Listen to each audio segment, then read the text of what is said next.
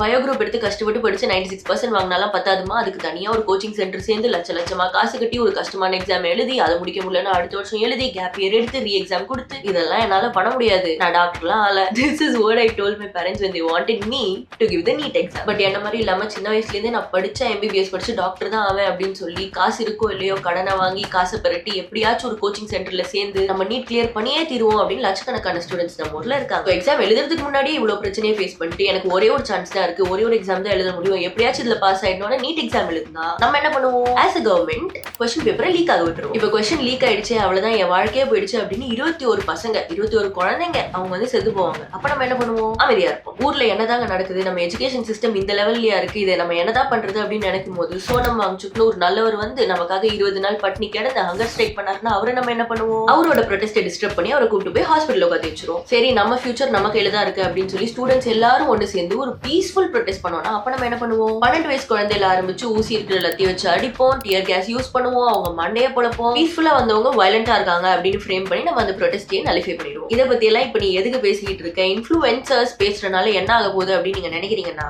யாருமே பேசாத போது யாராச்சும் பேசிதானே ஆகணும். மெயின் ஸ்ட்ரீம் மீடியாலாம் அசிங்கமா எடிட் பண்ண ஃபுட்டேஜ் போட்டு என்னெல்லாமோ கதை கட்டிக்கிட்டு இருக்காங்க. இந்த யூடியூபர் இப்படி பண்ணிட்டாரு, அந்த கமெடியன் அப்படி பேசிட்டாருன்னு எல்லாத்துக்கும் வரைஞ்சுக்கிட்டு வர பாலிமர் நியூஸ் இதை பத்தி பேசி 23 நாளாகி இன்னைக்குதான் பேச ஆரம்பிச்சிருக்காங்க. இப்படி யாருமே பேசாம இருக்கும்போது யாராச்சும் பேசிதானே ஆகணும். சோ என்னால முடிஞ்ச வரை நான் பேசுறேன், உங்களால முடிஞ்ச வரை நீங்க பேசுங்க. Let's spread out the word, let's not give up on our youth. Thank you.